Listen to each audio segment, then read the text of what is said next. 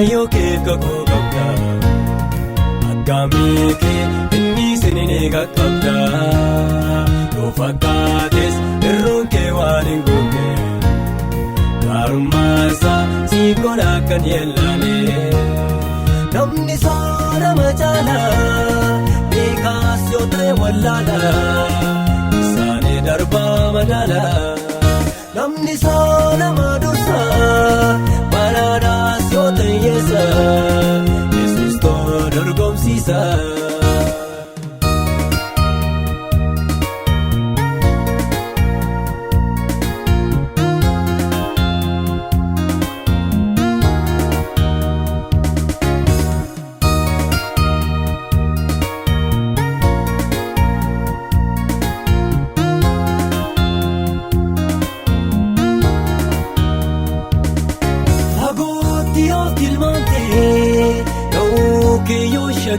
Karaa hundaa booddee taftee gadi jedhee ol si kaasa.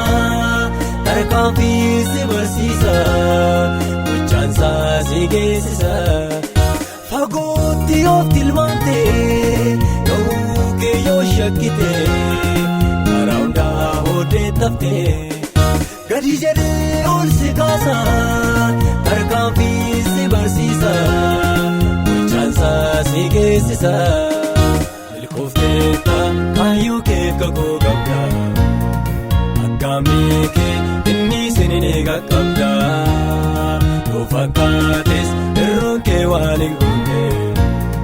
Gaarummaansaa si godha kan yellaane.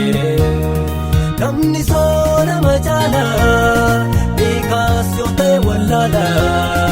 Isaanii darbaa madaala. Namni soorama dursaa baraadhaas yoo ta'e yeessa. Yesuus too dorgomsiisa.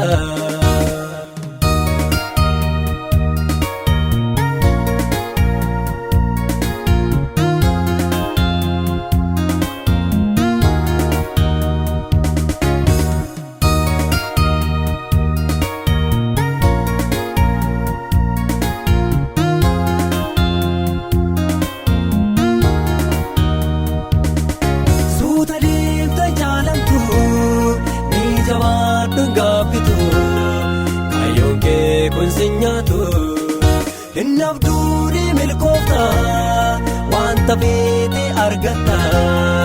Karaa isaanii dorgomta. Suuta deemta jaalamtu mee jabaadhu gaafitu. Kaayyoon kee kun si nyaatu. Inni abduudhi milkoofta wanta feete argatta. Karaa isaanii dorgomta. Milkoofteetta kaayyoo kee kakuu qabda. Aggaamii kee inni sinini qaqqabda. Yoo fakkaates irroon kee waan hin goone. Gaarummaansaa si godha kan yellaane. Namni soorama caalaa beekaas yoo ta'e wallaala. Isaanii darbaa madaala. Namni soorama dursaa baraadhaas yoo ta'e yeessa. Yesuus too dorgomsiisa.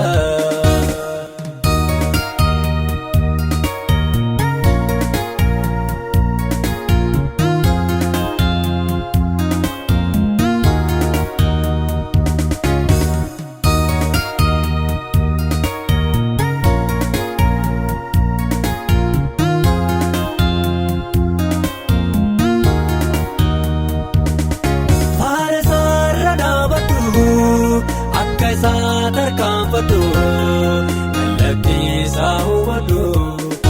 Iddoo inni ga'ee keessa suuta deessi dabarsa. Bal'aadhaa tarkaanfiisa. Faana isaarra dhaabadhu akka isaa tarkaanfadhu. Kallattiisaa hubadhu. Iddoo inni ga'ee keessa suuta deessi dabarsa. Tarkaanfiisa. Milkoofteetta kaayyoo kee kakuu qabda. Aggaamii kee inni sinini qaqqabda. Yoo fakkaates irroon kee waan hin goone. gaarummaasa siif godha kan yeellane namni soorama caalaa